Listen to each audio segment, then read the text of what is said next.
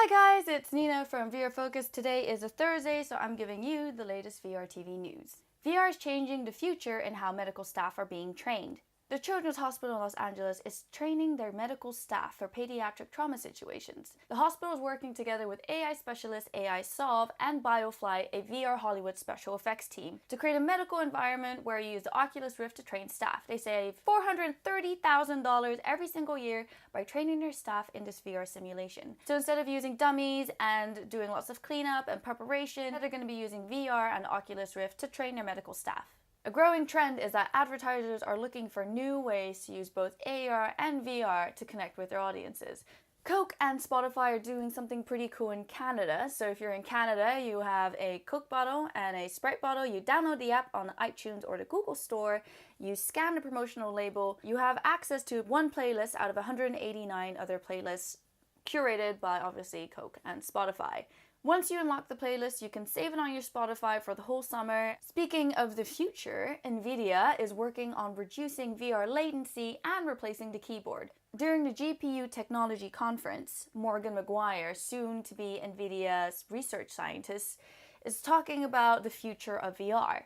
VR needs pretty high quality of latency for it to work. However, when that happens, you've got a lower quality image. A new approach needs to be found in order to maximize image quality while still maintaining the latency needed for VR. What's quite interesting about Morgan Maguire is that he mentioned that text is going to be very difficult because once you're in the VR headset, it's going to be quite difficult to type in text messages. So there's going to be a new system that has to be implemented or found to put text into the world that you're creating. Speaking about the future, David O'Brien, the general manager of HTC Vive's division, he believes that Vive should stay open source to help developers. He understands that this is the beginning of VR and developers have to find a way to make money. He believes that Vive is going to stay an open source platform to help content grow. He is also going to play a huge part in arcades, for example. So VR has been very popular.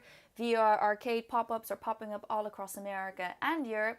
And he also believes that the Vive trackers are being used now for both the movie industry and the entertainment industry and are paving the way for a new development tool system for the movie and entertainment industry to move forward. So in total, he believes that Vive will stay open source, he believes that VR is going to play a huge role in arcades, and he also believes it's going to play a huge role in the entertainment and film industry, and that is definitely true. Marvel has said that they're also moving into VR. So they create films, they create books, they create video games, they create all these entertainment pieces based around their IPs that they own based on the comic books. Jae-Ung, Vice President of Games and Innovation at Marvel, has said that they are also not shy of moving into VR. However, that's going to take a little bit of time. So stay tuned to VR Focus to hear if Marvel is also going to be creating or building any new types of things related to VR.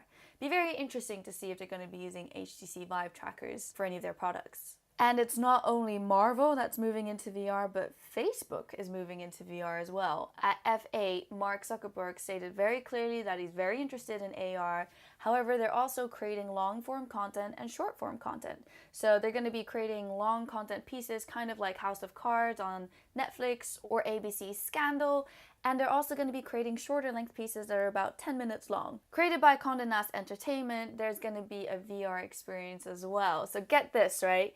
You're going to go in a VR experience or you're going to meet someone for the first time through virtual reality. So it's kind of like Tinder with virtual reality, and then they're going to move on to actually meeting in real life. Facebook is releasing a bunch of shows in June, so it's going to be very interesting to see what dating would be like in VR. I mean, would you do it?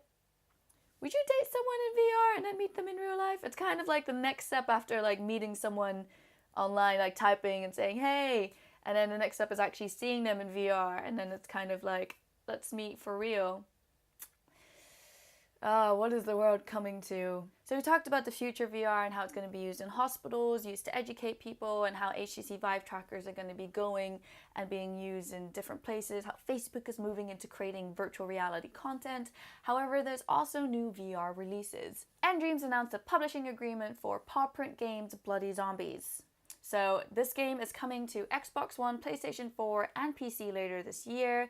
PlayStation 4 and PC will include support for VR through PlayStation VR, HTC Vive, and Oculus Rift. Starbreeze has announced several different things.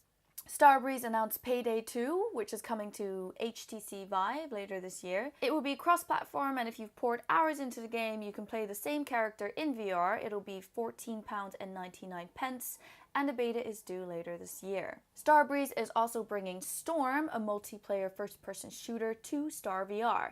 It'll be a team-based multiplayer game for VR esport tournaments. It's going to be kind of think like Dota 2 or League of Legends, where it's kind of a massive multiplayer online competitive. It's going to be wireless combative gameplay inside arenas. So it's not going to be kind of at home. You have to go to a place to actually play the game. They're going to be using the Star VR Large Field Edition HMD, which has 210 degrees field of vision and 5K resolution. On top of that, if you've been waiting for Overkill's The Walking Dead, you're going to have to wait a little bit longer.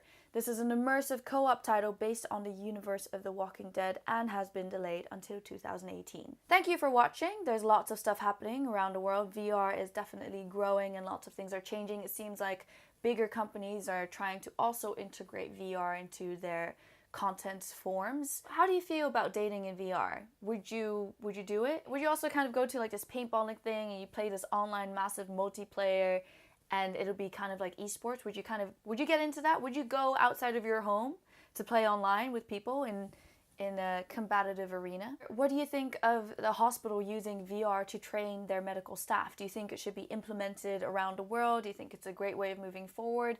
Let me know your thoughts. Please like, share, and subscribe, and I will see you next Thursday.